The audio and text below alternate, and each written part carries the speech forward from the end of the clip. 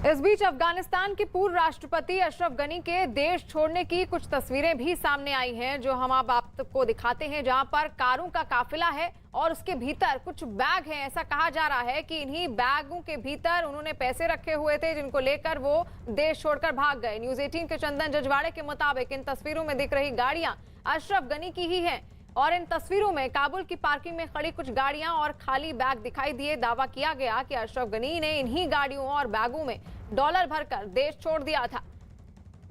इस वीडियो में जितनी गाड़ियां आप देख रहे हैं, ये ऐसा कहा जा रहा है कि पूर्व राष्ट्रपति अशरफ गनी के काफिले की गाड़ियां हैं, जो एयरपोर्ट तक पहुंची थी उन्हें छोड़ने और उनके सहयोगियों को छोड़ने। और इन गाड़ियों के अंदर, बैगों के अंदर खूब ढेर सारा पैसा लेकर अशरफ गनी ने अफगानिस्तान छोड़ा था। और ये वही गाड़ियां हैं जिनमें सवार होकर पूर्व अफगानी राष्ट्रपति अशरफ गनी एयरपोर्ट तक पहुंचे थे और उसके बाद वो वहां से विदेश रवाना हो गए। यानी कि उन पर यह भी आरोप लगा कि उन्होंने पैसा लेकर वो वहां से फरार हो गए थे, उन्होंने देश छोड़ दिया था।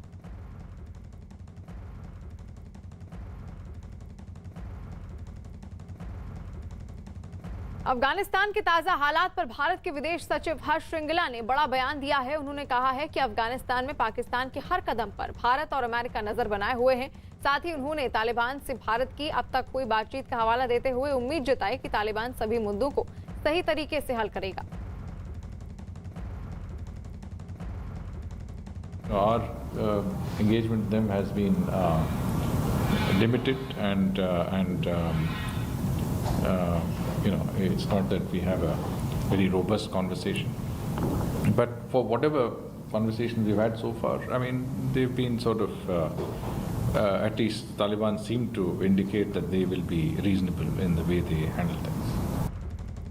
और भारत के विदेश सचिव हर्ष श्रृंगला का बयान आपने सुना। उन्होंने कहा कि अफगानिस्तान में पाकिस्तान के हर कदम पर भारत और अमेरिका लगातार अपनी नजर बनाए हुए हैं और साथ ही तालिबान से भारत की अब तक हुई बातचीत का हवाला देते हुए ये उम्मीद जताई जा रही है कि तालिबान सभी मुद्दों को सही तरीके से हल करेगा, तर्क देगा हर मुद्दे को लेकर। यानी कि लगातार भारत और अमेरिका नजर बनाए हुए हैं तालिबान अफगानिस्तान में जो गतिविधियां हो रही हैं तालिबान द्वारा। और आपको ये भी बता दें कि इस बीच ये भी खबर है कि प्रधानमंत्री मोदी अब अमेरिका भी जाएंगे इसी महीने और वहां उनकी क्या बातचीत होने वाली है, खासतौर पर अफगानिस्तान एक बड़ा मुद्दा रहने की उम्मीद है। अफगानिस्तान में आज नई सरकार का ऐलान हो सकता है। वहां कल ही सरकार का ऐलान होना था, लेकिन कल इसका ऐलान नहीं हो सका। अब उम्मीद जताई जा रही है कि वहां आज सरकार बनाने का ऐलान हो सकता है। अफगानिस्तान की मीडिया के खबरों के मुताबिक नई सरकार का नेतृत्व मुल्ला बरादर करेगा। सरकार में 50% हिस्सेदारी तालिबान की होगी, तो वहीं 50% हक्कानी और हिकमत-ए-आज जैसे संगठन को देने का फॉर्मूला तय किया गया है। तालिबान की 50% हिस्सेदारी में 80% हिस्सेदारी दोहा तालिबान की होगी। शेर अब्बास स्टानिकज़ोई को विदेश मंत्रालय की जिम्मेदारी देने के बारे में विचार किया जा रहा है। हामिद करजई और अब्दुल्ला को भी सलाहकार के तौर पर जगह मिल सकती है। ये सरकार केयरटेकर सरकार होगी। साथ ही ये भी दावा किया जा रहा है कि अगले बसंत या फिर गर्मी के मौसम तक अफगानिस्तान का नया संविधान बना लिया जाएगा।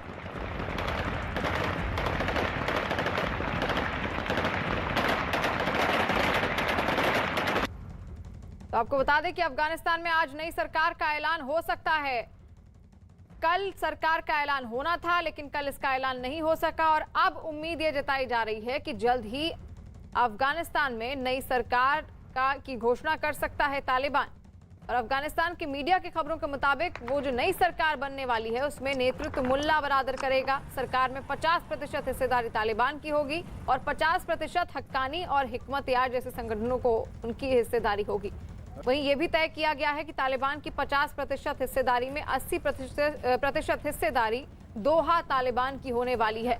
और उससे पहले वहां पर अब तैयारियां भी तेज हो गई हैं। आपको बता दें कि ISI प्रमुख पाकिस्तान के वो वहां पहुंच गए हैं और ऐसे में अब सरकार कब बनती है ये देखने वाली बात है।